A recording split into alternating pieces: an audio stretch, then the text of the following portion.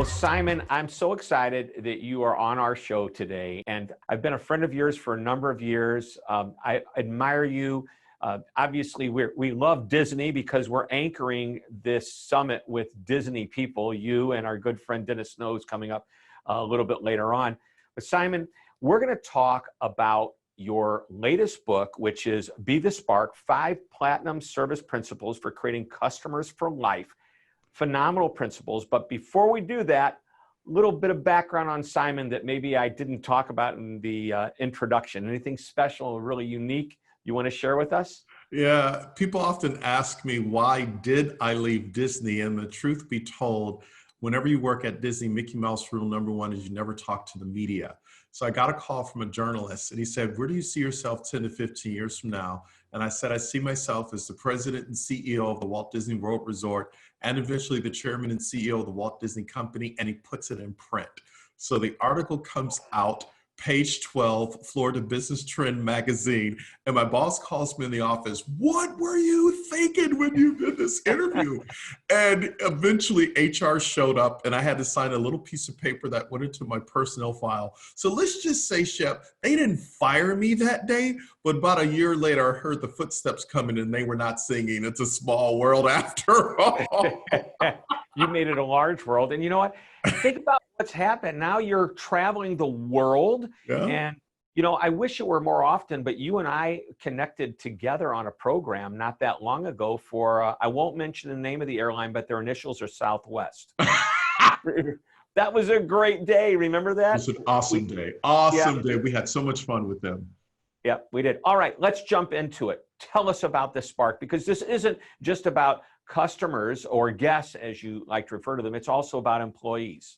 Yeah, so what we realized after doing this work for almost 18 years, I said to Debbie Lynn, our instructional designer, what is it we know about organizations? And what we discovered is organizations that really knock it out of the park with customer experience. They hire men and women that have that spark in their eye, that spark in their belly, and they go for it. In other words, if they hear it, they own it. The company has transferred psychological ownership to that employee to say, guess what? I get to shape the experience for this guest. Wow. And now that's one of the platinum principles is see them, customers, as guests. What if guest isn't really part of the culture? I think we're playing with words here, but how do we get a company to see their customers, members, clients, whatever, as a guest? So it's what's the importance of it? So it's the mindset to say, how do we see them through the lens of a guest by exceeding their expectation even before they ask for it?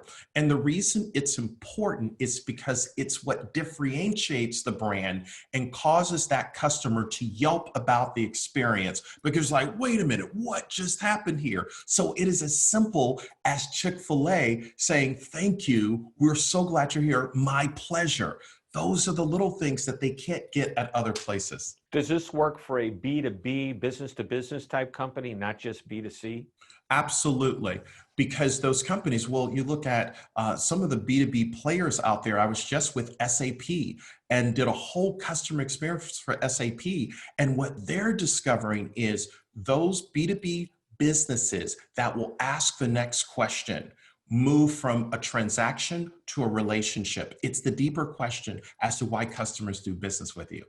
Yep, and I like the word that you eliminate the word transaction, moving it to relationship, which is why I've actually tried to refer to transactions in a relationship are really simply interactions. Yes. On the way to the next interaction. Totally.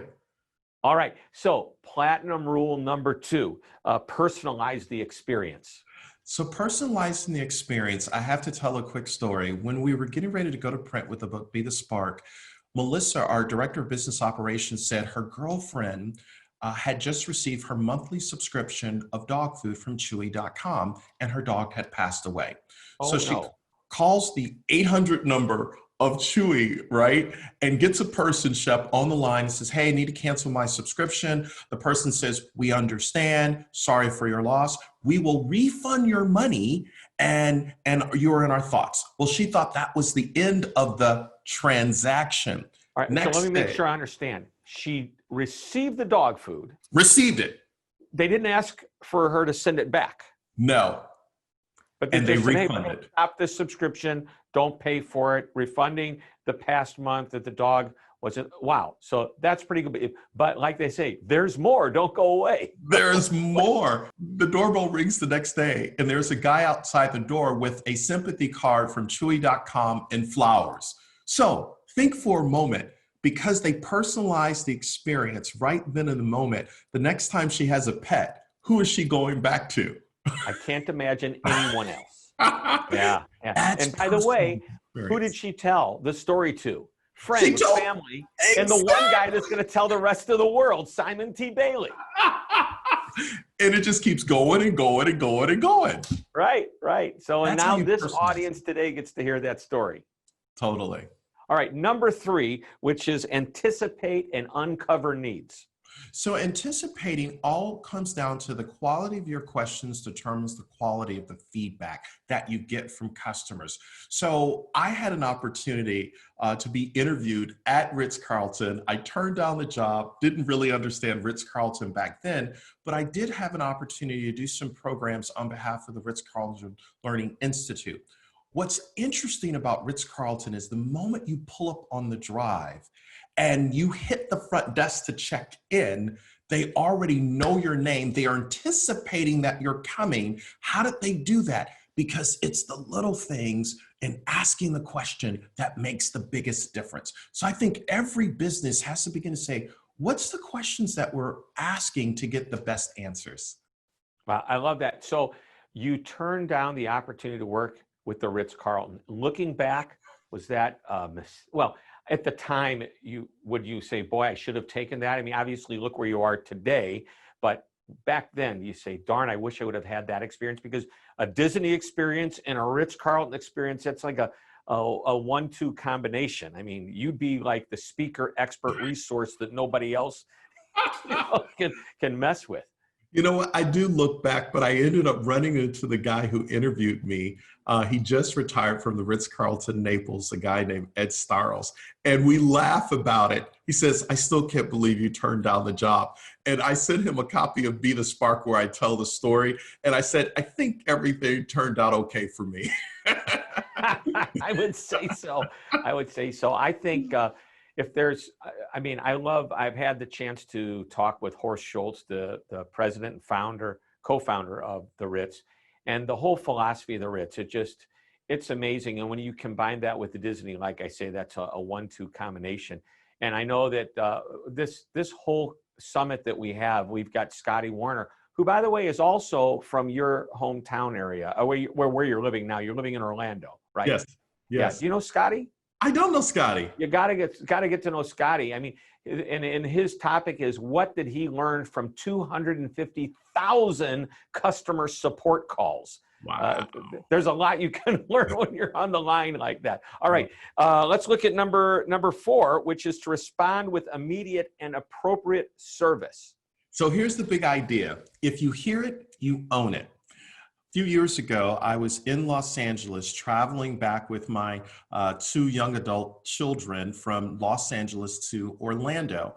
And you know this, Shep, when you get upgraded to first class because you're a frequent flyer, it is a happy day. So my daughter and I get upgraded. My son is sitting back in coach. So all of a sudden, the boarding door is about to close, and the gate agent comes over and says, Mr. Bailey, I'm sorry, we have to move you and your daughter back to coach. And my daughter, who's sitting somewhere else, gets up and looks at me like, Dad, really, you are such a loser. How are we going back to first class or back to coach for this 5-hour flight? So now we're going back, and Daniel, my brother, or my son, her brother, is saying, come on back to nosebleed. And I'm sitting there totally mortified. And Justin, the Delta agent, comes over to me and said, Mr. Bailey, I didn't close out the account. And we had 2 people walk up and buy 2 first-class full fare tickets. And I had to honor them. And because you had a free upgrade, that's why we moved you and your daughter. And you know what? I said, Justin, thank you so much for owning it. Well, literally on the plane, I start writing a blog entitled, What Losing My First Class Seat Taught Me About Delta. total positive articles, got over 100,000 views on Wow. LinkedIn because he responded immediately, he owned it, and he didn't pass the blame. And he said, when you land in Orlando, you will be met by an agent who's going to also apologize and ask you, what can you do?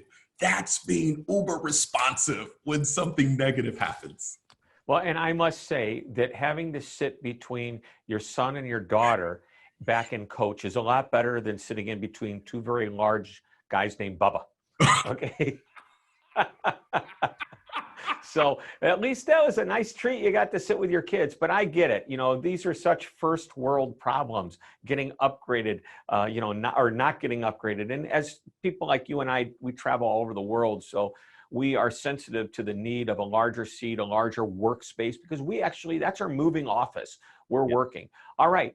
The fifth and final platinum rule, if you will, which is keep them loyal through acts of kindness. And I think you've kind of tipped on this a little bit, tiptoed around it with all the other four, but let's go with number 5, because I think it kind of brings it all together in a nice, neat bow.